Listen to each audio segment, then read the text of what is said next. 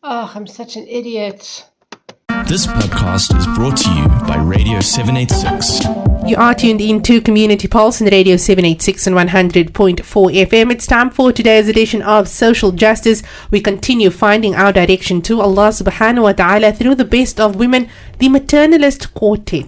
Joining me in studio this morning is Sister Lila Haltzingen, and for the month of May, we'll continue with the story of Sayyidina Maryam alayhi salam, but we're going to be paying particular attention to the concept and role of hijab. Now, as the programs unfold over the next couple of weeks, you'll understand why I use the word role next to hijab, but we'll be exploring that. Today we'll lay the foundation for that discussion. Assalamu alaikum, Sister Lila. Wa alaikum salam. How are you doing this morning? Alhamdulillah, yourself? I'm very well, alhamdulillah. Before we get started, as always, the dua for today. Okay, peace and blessings be upon Prophet Muhammad, his companions and family.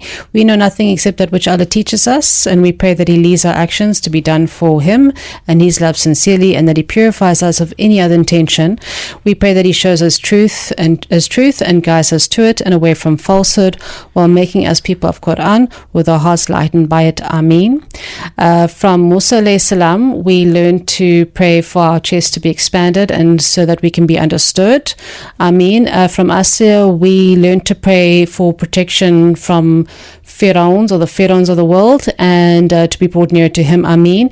And then another dua to be introduced, given what we spoke about last week, because last week we spoke about a little girl in a man's world. It was quite a heavy, intense discussion, a bit unpleasant. And then somebody, was actually Mahbouba, who said to me, like, no, after I told her about the interview, she said, well, no wonder Maryam alayhi salam's mother said, prayed for protection on her child and her offspring from Shaitan the Cursed. If you consider the environment and the background of the environment, then you can appreciate why she made that dua. So likewise, we must also remember to make that dua for protection against Shaitan. Ameen. Ameen. For us and our offspring. Ameen. Ameen. Yes, of course. So if you'd like to have a listen to last week's discussion, Little Girl in a Big Man's World, head on over to the Radio 786 SoundCloud page. There is a social justice playlist or a maternalist quartet playlist over on that particular platform. So last week we spoke and we got some insight into the environment and the type of society into which Sayyidina Maryam alayhi salam was born, into which she essentially grows up, and into which she eventually gives birth and falls pregnant and gives birth to Nabi Isa. Now there's so much to explore about the Lady Maryam alayhi salam before she even becomes mother, because in her own right as a woman she's a role model to us, and thus we start our discussion and our insight, and we start taking a look into the second of these four great women. And we start off with our discussion and it's sort of centered on this aspect of hijab, Lila. Yes, we're focusing on hijab. Before we get into that, I just want to wrap up that we're told by scholars that from the ages of 8 to 12, she was introduced to the temple, and that she went into her room and she started observing hijab from that point onwards, in addition to other practices. Prior to that, it's interesting to note that from ages 0 to 7, because we're also told that when it comes to children ages 0 to 7, to not be overly disciplinarian with children, because what happens is that their personalities are still forming. And so if you're too strict with children, like, of course you have to guide them, you have to teach them manners, but if you're too strict, if you impose too much on them, what happens is you create a sense of hypervigilance, which actually then becomes a form of anxiety and depression later on in life. So it creates mental illness later on if the children are subjected to too much discipline and too much structure too soon in their lives, too early. So we don't know much about her life, but I think we can assume that obviously from ages 0 to 7, her childhood was comparatively flexible in comparison to when she goes into the temple from ages 8 to 12.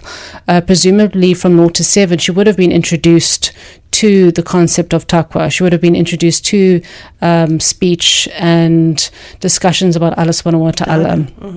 And probably cultivated that God consciousness early in her life. But then from 8 to 12, then she's dedicated to the temple. And this is the age where we usually start teaching children about salah and other aspects of deen. We start training at this age. And it's interesting because child psychologists will note that this is a huge milestone in learning, because children at this age can take on a lot more information. Their communication is a lot more advanced. They can take on more information, but that means they can also take on more orders and instructions. So it's actually an appropriate age to teach the children these things. And also it's an age where the children have more of a sense of autonomy from their family. They tend to feel a little bit more exclusive, and their independence starts to develop as well. So they also need a bit more structure in that regard. Otherwise they'll run amok, and they absolutely will. It brings to mind a hadith of Ali ibn Abi Talib, who says that I think it's Ali ibn Abi Talib, I speak under correction, but essentially the essence of the hadith is that the upbringing and the raising of children should be divided into 3 parts. And for the first 7 years, you indulge them. For the second 7 years, you play with them. So you allow them to be children. For the second, so you treat them as kings. The second 7 years, you train them. You treat them as slaves. So you train them into becoming good Muslims. And in the third 7 years, so that's 0 to 7 years, and then 7 to 14, and then between 14 and 21, essentially, you take on the role of an advisor to them, because the training is now being completed. You're more egalitarian with them from 14 onwards. So the training has, at this point, not reached a full state of completion, but the hard part is now, it's done, and so they just need a further guidance, and they need somebody to walk alongside them instead of behind them. It makes sense, because the thing is, when you treat them like adults, they start acting like adults. And I find in Western society, that age group, the mid-teen age group, they get treated like children. They get treated like they're dumb, or they're backward, or they're not sophisticated enough, and as a result, they act up to that. They become party animals. They act silly because it's basically expected of them. They're not expected to be mature, therefore they don't act mature. Which now brings me to my next point, because we're speaking about hijab culture. Hijab culture versus raunch culture. Raunch culture. So, because you understand something better by its opposite. Of course. You understand. So, what is raunch culture? Raunch culture is a term developed by author Ariel Levy, and I've actually, on our page Pathways at Woman's Hood on Facebook, I've started posting little video snippets of an interview of her. She wrote this book, a brilliant book called Raunch Culture. It's actually the rise of the female chauvinist pig and raunch culture. And in this book, she talks about, for example, this thing called Girls Gone Wild. What's that? It's basically this film crew. They go on the beaches where females are already, they're already intoxicated, and also not fully dressed. So it's very easy, because it's very easy to get a female to fully expose herself under those circumstances, because she's already undressed. She's already naked, so to speak. So they basically go around and they get females to expose themselves. That's the whole premise of their program. And so she actually, the author herself, she's very secular, so she's not coming from any type of religious bias. She's coming from a place of common sense and logic. Okay, so she, for example, went around, she interviewed the Girls Gone Wild crew and the females that they were pressurizing to expose themselves, trying to get into their psychology. And what she was finding is that the females were feeling more and more obligated. Like they were feeling, the more they were asked, the more obligated they felt. Obligated. Like I'm rude not to. You understand? Like, how dare I try to protect and preserve myself? I should be a good sport, because that's what's expected of me.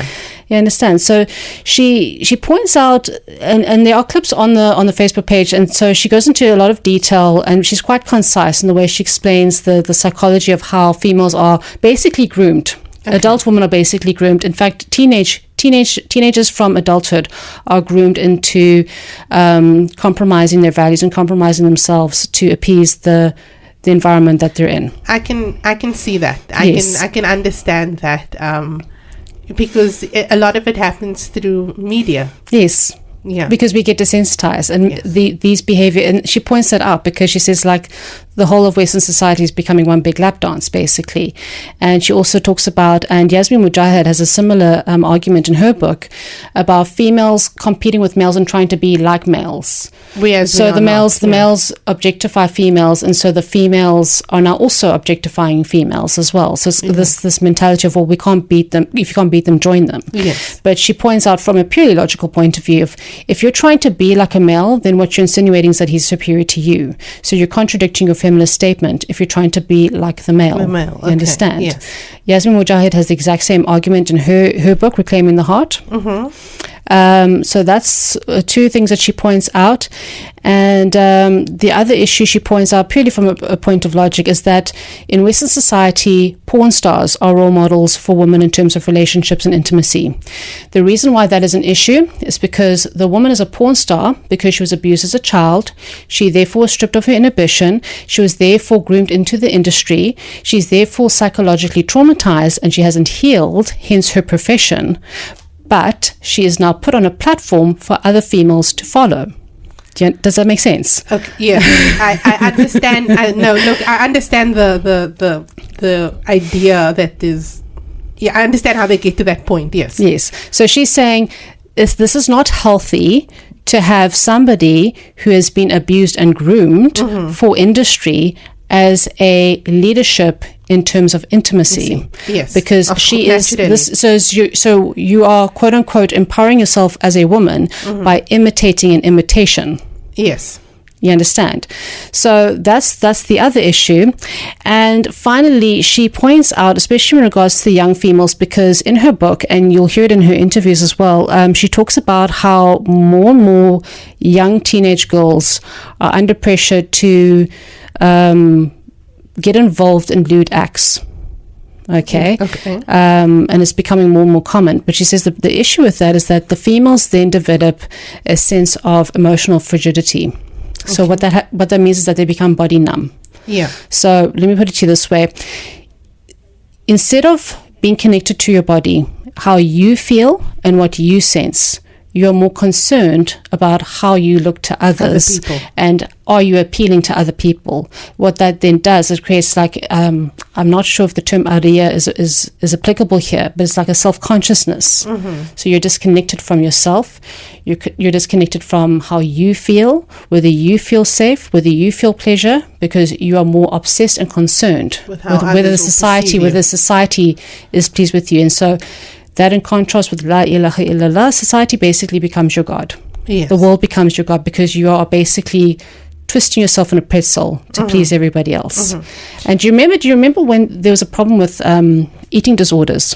Yes. It probably still is, but remember how it was like so much worse. There were so many females that were like, they had bulimia and they were anorexia. 7 years ago? Yes, it was a huge phenomenon where so many females just were so stressed out about their image and their body that they were starving themselves. So that just goes to show you how overwhelmed a young female can be in this society, and how much pressure society puts on women to look a certain way. Whereas when you wear hijab, and I'm speaking from somebody who's coming from a Western culture, coming from a pub culture, coming into hijab, what hijab actually does, it creates a feeling of my appearance is none of your business. Yes, very much. How I look to you is none of your business. Whether I'm putting on weight, losing weight, it's none of your business. So that's why for the month of May, there's so much to hijab. There's so many benefits to hijab. But for this week, we're focusing on the P, the physical. The PIES is an acronym. P is for physical, I is for intellectual, E is for emotional, S is for spiritual. But this week, we're looking just at the physical because there's just so many physical benefits to hijab and hijabi culture. Yes. Just the culture of what you're wearing, how you're positioning yourself with other people, how you speak, your tone of voice, your posture, how you set yourself up in the world, and the various boundaries that you put into place to protect and honor yourself. You know, those elements of raunch culture that you brought up and that you raised. It's interesting because I'm sitting here thinking back on. So it's been about I think 11 years since I matriculated. And because I was one of Sister Mahbooba's, very early on in the Pathways program. It wasn't even called Pathways, at the time. I entered into a co-ed high school space with a heightened consciousness which my peers never had. Yes. And I'm speaking, other Muslim women. And so it was fascinating for me being a 13, 14-year-old and having this understanding of male and female interactions and watching it play out, within a school setting and in front of me. So everything we learned in the Pathways, or back then it was called the Sina Rush classes, you actually see playing out, in front of you. And as somebody who had, prior knowledge of it, you're sort of able to recognize it. But for the people engaging in it, they didn't know what was happening. Yes. Because this is, how I was feeling, and I act on my feeling, and everybody else is doing it, so, why shouldn't I? But even back then, it was there was still a sense of shame attached to it, which is not something that you find now. And I find that very interesting. Yes. Because I even made an observation to my sister the other day that, now and then if I'm driving and I'm on the road for a long time, I put the radio on so that I don't fall asleep. So a couple of years ago, or when I was still at high school, I can clearly remember that when a song had a swear word or a derogatory term in it, the version that played on the radio would bleep it out, or they'll botch the audio at that point. That is not something that happens anymore. No. So the profanity, derogatory terms, suggestive terms, those are all, music is played, as it is.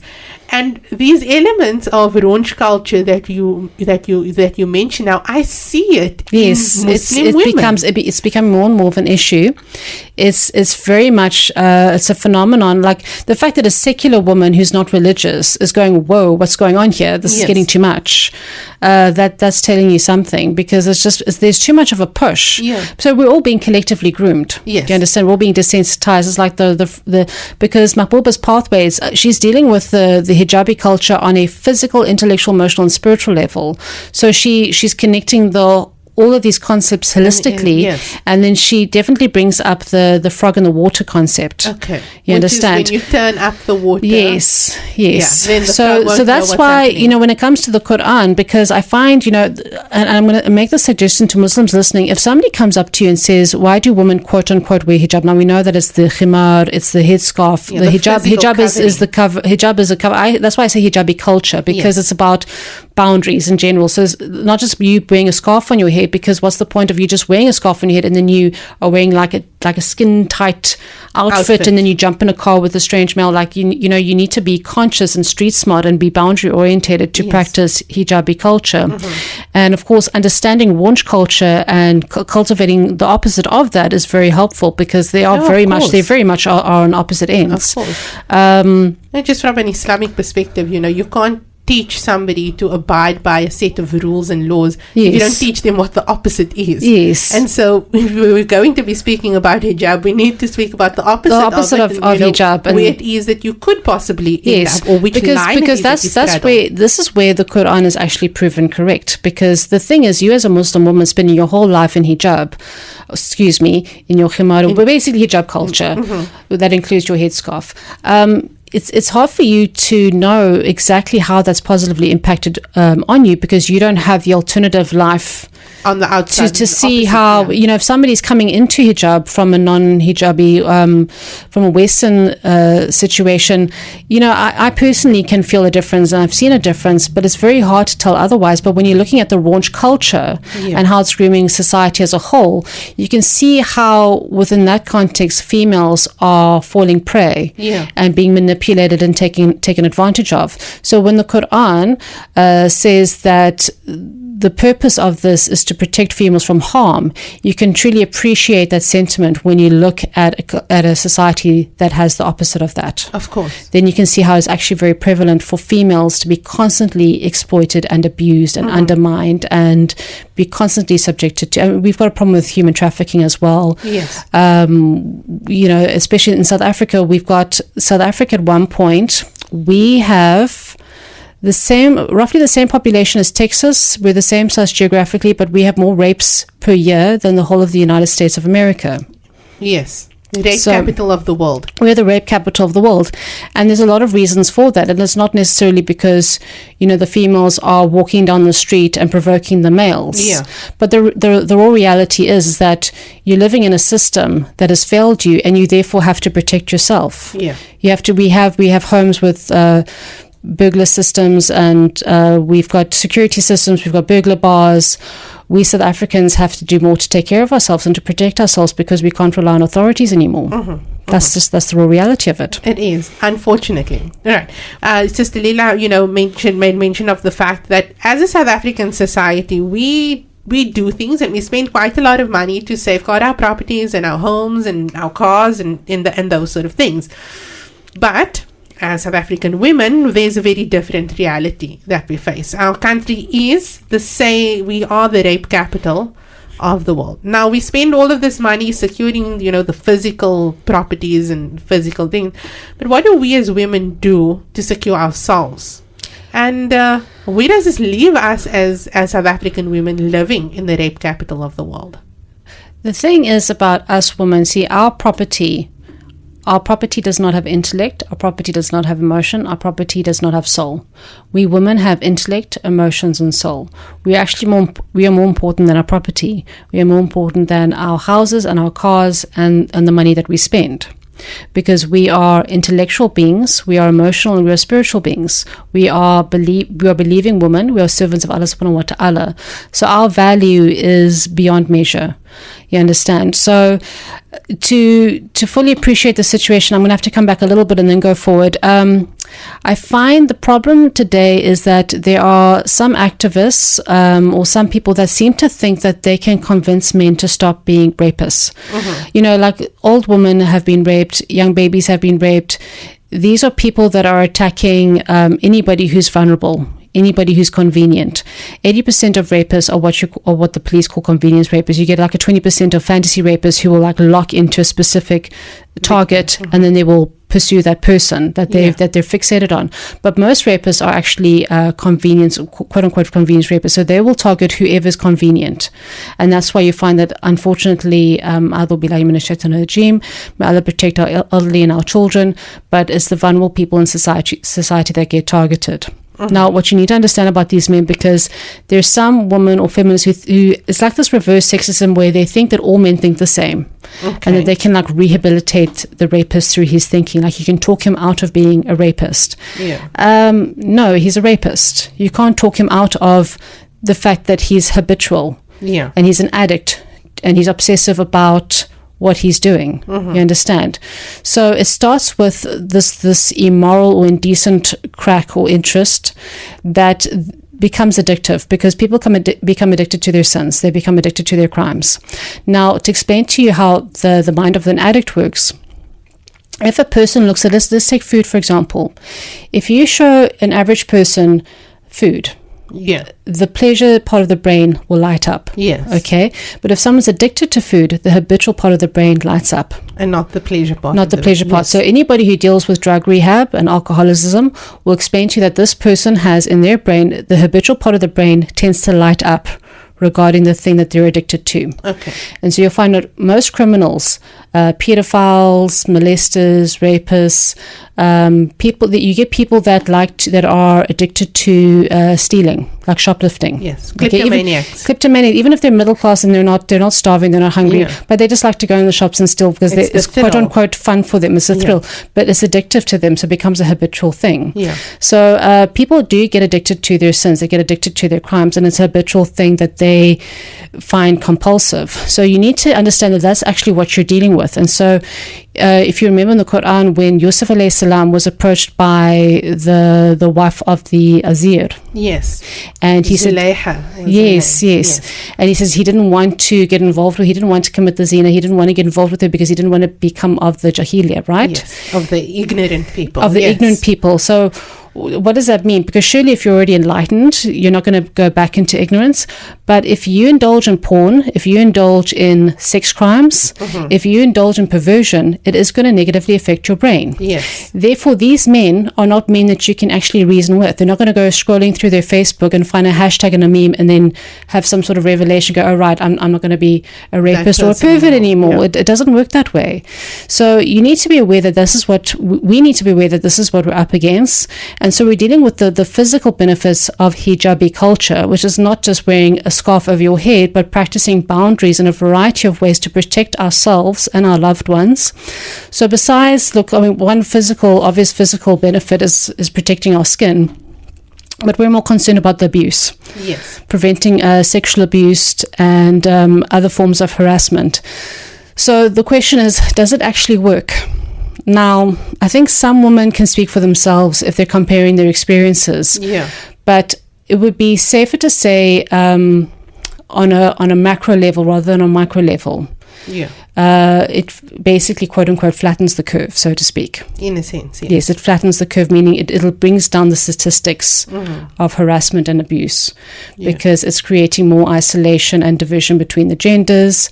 It's creating less opportunity. So if you look at what the predators look for in terms of grooming, predators want to get close to their victims, whereas the hijabi culture creates that space. Yes. So you can't get close to your victim. The predators are trying to get alone with their victims, whereas the hijabi culture is a culture where, you know, males and females can only have relationships if those relationships are mediated. Yes. So if you're working for a male within an office environment and it's mediated so that you are protected from harassment. For example, if your father's involved in your engagement, that's a mediation. So of course that mediation is going to prevent a lot of exploitation. Yes. So there's what we've got, getting close, the mediation, and what else? The blurred lines. Predators love to blur the lines. They love to confuse things, whereas Islam creates very clear boundaries. Like you cannot step over that line, finished. And another thing is privacy, but I think that also is dealt with in terms of mediation as well. Yeah. So, like, for example, there's one NGO where if you go to, because the male, there's a lot of males working at this one NGO, but they have a lot of females coming requesting for zakat parcels. Yes. So they have like a window where the female can come into the male's office, but everyone can see. Okay. You understand? Yeah. So there's accountability. Yeah. So as Muslims, like, this is how we have to think. We have to be street smart, and we have to be conscious and set boundaries and set ourselves up in a way successfully, instead of having like these private conversations on WhatsApp and meeting around corners and things like that. So if we have openness, we have mediation, we have space between us, then inshallah it's definitely going to, quote unquote, flatten the curve of sexual harassment and exploitation, inshallah. Now, I know that, that the question that might come up is, in how would you account for incidents of sexual harassment that happen on the mataf, while you are performing your Hajj, or while you're performing your tawaf. So how would one then account for the sexual harassment that is experienced during the Hajj season while performing tawaf? That's why, look, at the end of the day, it's about I'm talking about this on a macro level rather than a micro level, because I personally don't experience this much, because I also feel like, what I've noticed personally is that if you're feeling quite vulnerable, you're more likely to have these experiences when you're feeling vulnerable. Okay. And other females have reported that as well, that in the moments where they're feeling vulnerable, they tend to, quote unquote, attract. And I'm being very careful how I say that, because the male is 100% responsible for how he's treating the female. Yes. So I don't want to make it out as, oh, well, she's attracting it, therefore she's somehow responsible for it, because she's actually not responsible. She's not responsible for it as well. But the truth of the matter is, when females are feeling vulnerable, they are more likely to have these experiences. And also, if a female has experienced abuse, then it's almost like there's a series of abuse that follows, because she hasn't healed. And so anybody who deals with afi healing or energy healing will tell you that if you don't heal from a previous experience, you're more likely to have that experience repeat itself in a variety of ways until you heal. So I personally, because I generally have a very strong energy and I never feel vulnerable, I very rarely to never have these experiences. Yeah, but it's not to say that But other women don't. the one time I did have that experience, I was standing outside. I had my hijab on. I was outside a masjid, and I was feeling particularly vulnerable that day because I was not doing very well financially. My car broke down. I went to apply for zakat at the time because I was really struggling, and there was a moment in my life where I was feeling my absolute most vulnerable and delicate. And these men drove past and they all hooted and whistled at me. And I'm just like, wow, I'm standing in a scarf outside a masjid, and you did that. Yeah. Because that had nothing to do. It's not like I wasn't provocative at all. At all, yeah. But I had this energy, this feeling of vulnerability, and so to me it was quite obvious that the way I was feeling and what I was experiencing very much matched each other. You understand? Of course. So but I suppose that's also why we point out that the context in which we speak is at a macro level. There are other incidents. It's called a reasonable generalization. Yes. It's a reasonable generalization, and there's always going to be exceptions to the rule. Of course. Especially in this country. And also to point out, like the men that drove past and hooted, it reminds me of Jerry Springer. Jerry Seinfeld, the comedian. He was talking about the stupidity, just to show you how these men are, and how you actually can't reason with them, and therefore you just have to protect yourself. Yeah. Because he was doing a stand-up, and he was saying, like, he can't understand how men can just hoot and then drive off. Like, what is the point of that? But that just shows you how they're sex mad to the point of stupidity. Yeah. Like, this is jahiliya. You understand? Yes. And I remember this hadith about the people at the back, and I speak under correction, but like these men at the back used to like look at the woman while they were prostrating, and I remember reading this thinking, but that's so daft. I'm sorry.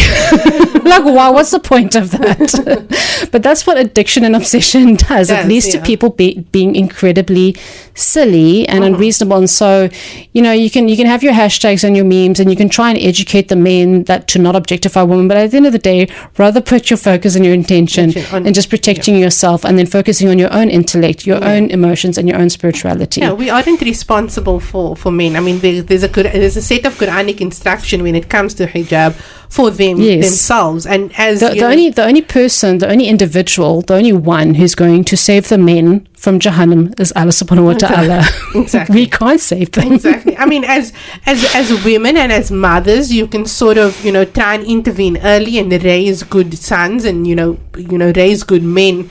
But once they are out there and, once they go out on their own, there's nothing much that you can do for them. Yeah. Unless they want within themselves, unless they want to change, unless they want to be law-abiding Muslims, then it's pretty much nothing you can do. I mean, why would you want to take responsibility for someone else when you have yourself to take care of? Yeah, you have to answer for yourself on the day of Qiyamah. You don't have to answer for him. Exactly. So his problem is his problem. He has to answer to Allah subhanahu wa ta'ala for himself. And but what I found quite interesting looking at Islam as a whole, like if you look at Quran and Hadith, and also taking urf into consideration, observations into consideration, when it comes to my daughter, I try to encourage her to go more towards self-defense. Okay. Like there's a lady called Khadija Safari. Mm-hmm. She's also Revert, and she was, I think, a mixed martial arts fighter, and then she became a Hijabi. Okay. So it's a beautiful, to me, like the Hijabi culture and the awareness, the street smart awareness that comes with self-defense training, very much overlap. Yeah. A lot. Yeah. So to me, it's kind of obvious. So I point to like Khadija Safari as an example for my daughter. Like, please be like her. Okay. The females that can fight, the females that can defend themselves. Yes. Don't be like the female that's, doing selfies and trying to be an influencer. Because unfortunately, the thing is, and we'll cover it in the next coming weeks under intellectual, emotional, and spiritual. When you're trying to pander to the world's liking, you give your energy away, you give your power away. It's actually very disempowering to do that. Mm-hmm. Whereas I would rather my daughter be like Khadija Safari, learn how to fight, learn how to defend yourself. Because if you look at the sunnah of, for example, horse riding, archery, or swimming, these are all self-defense orientated things. Like besides being intimate and playful with your wife, your spouse. That's the one person you can be playful with. But when it comes to everything else, rather do things relating to self-defense. Yes. So obviously we do have archery in Rylands, or we did. but horse riding not so much anymore. But it just, if you just use your common sense, it just makes sense given the hijabi culture, the situation that we're in, to learn how to defend yourself, at least be street smart and conscious, and set boundaries, and take time out to investigate how better to protect yourself and your family, inshallah. I think we generally, we know so much that we tend to forget a lot of things. Yes. And that a lot of what... and it's probably through radio programs like this where you sort of made aware, but I understand that. Yes. I actually knew that, and I wonder why I've not been practicing it. Yeah. And so, like I mentioned earlier on, I've been able just, having this conversation, thinking back over the last 11 years, which technically isn't that long a period of time, and to be able to pinpoint exactly, certain incidents or certain things that I've noticed which show this deterioration of the moral fabric of our society. It says a lot about our community. I have this sort of idea that South Africa is still very much conservative in how we conduct ourselves as communities, and across all racial groups. There's this element of conservativeness in our cultures as South Africans that exist, but the further along we go, you see less and less of that. I'm speaking about groove culture, and I've mentioned groove culture before on radio. The last time I mentioned it was in the context of COVID-19 and how it's a... what is groove culture? It's raunch culture. Oh, is it the same? It's just it's a club mentality. Okay. You mentioned coming from a pub. Okay. So it's sort of the same thing, but you see this is becoming more and more accepted and a normal part of a young person's routine in this country. Okay. Regardless of the faith or creed that they follow. Okay. So, and I know, and there are parents who are listening who know exactly what I'm speaking about, because there are these music festivals that happen year in and year out. Yeah. It hasn't happened, the last couple of years, but already there's talk of young people looking forward to it, and Muslim young people, looking forward to it.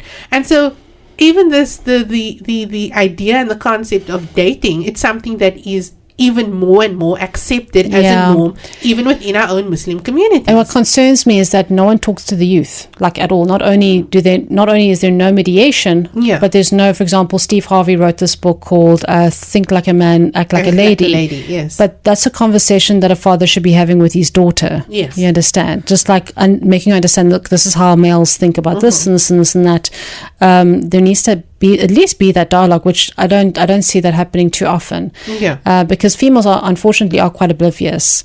And what you're saying, we're talking about we're under the umbrella of the theme of Maryam alayhi salam, and she's, by contrast to that, in her quiet little room focusing on Allah subhanahu wa ta'ala. And one thing I noticed with the story is that Zakaria alayhi salam is so shocked to find that she has fruits out of season.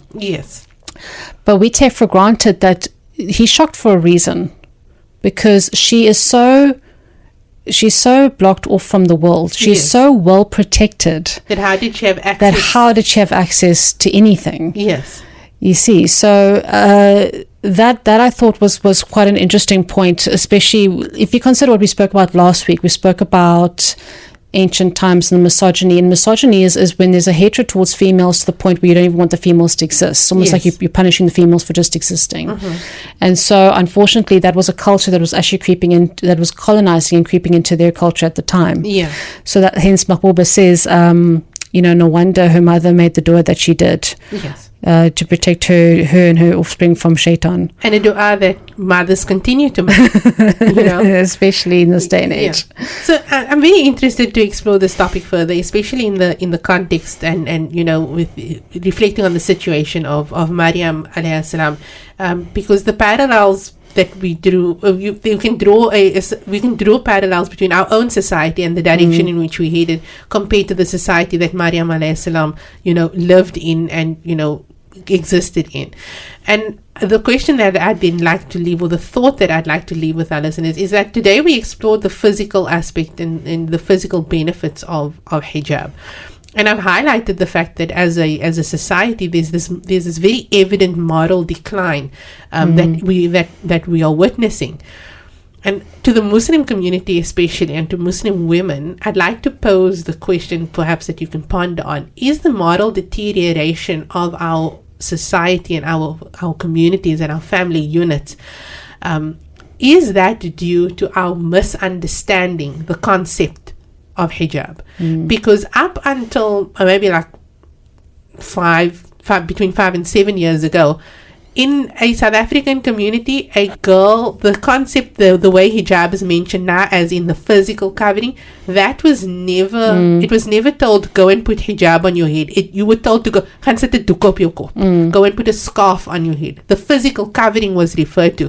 But we've now adopted, and we've adopted the entire concept and, sort of watered it down to this physical covering that we have over ourselves, which is not what it is. It's an element of it, but it is so not. Other aspects are ignored. Exactly. Lifestyle issues are ignored as well. So is our misunderstanding and our misinterpretation of the concept of hijab, is that a possibility, or is that a reason that we can cite for our moral decline, the moral decline that we view in our society? I'll leave that thought with our listeners, with your permission, Sister Lila. Yes, absolutely. Because next week, inshallah, we continue our discussion and exploration of the We're going to go into the intellectual. And that is going to perhaps answer the question, inshallah. So, Inshallah. until next week, Sister Lila, you take care. Shukran so much for joining us. For all of you who want to go and view those clips, just search Pathways over on the Facebook page. You'll be able to find it.